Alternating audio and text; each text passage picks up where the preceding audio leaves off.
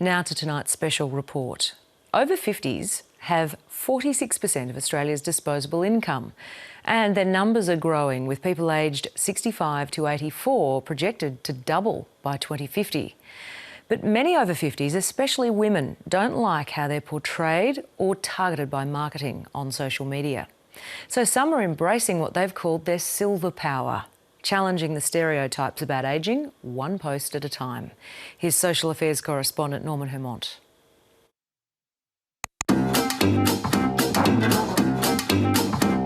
Leslie Crawford is always on the go.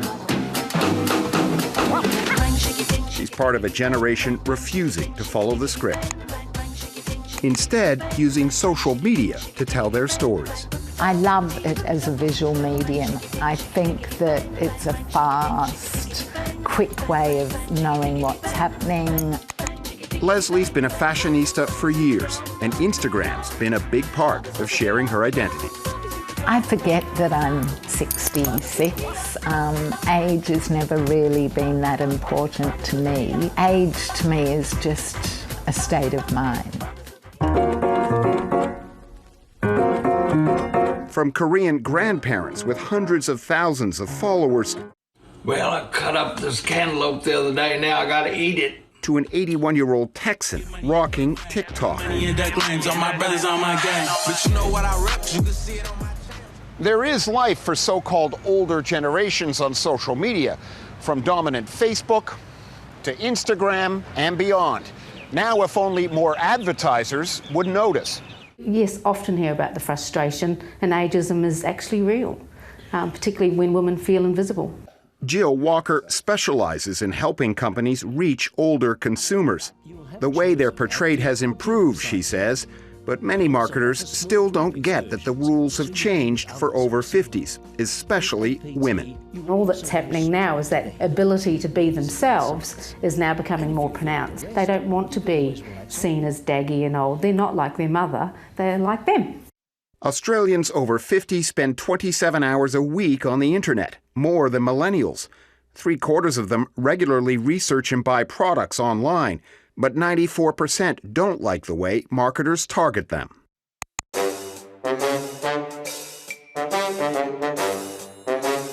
What initially drew me to it was, I guess, getting inspiration when I decided to transition to grey hair.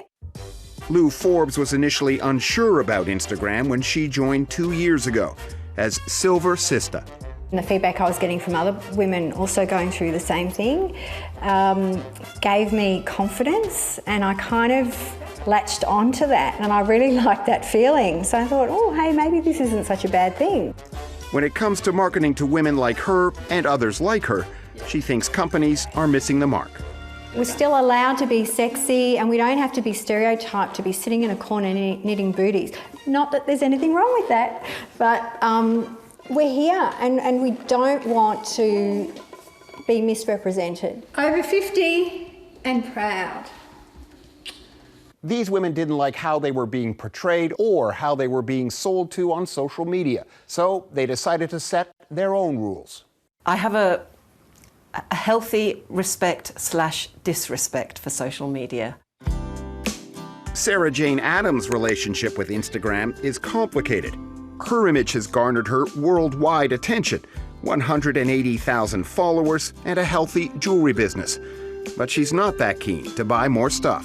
I think people of my age generally would be more interested in experiences rather than just going out and spending more money on crap that they don't really need.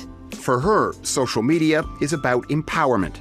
My ultimate message is stop mucking with your face, just enjoy life and accept who you are with grace and acceptance. That's it really, it's not rocket science. And the stereotype of older Australians not embracing social media, feel free to retire that too.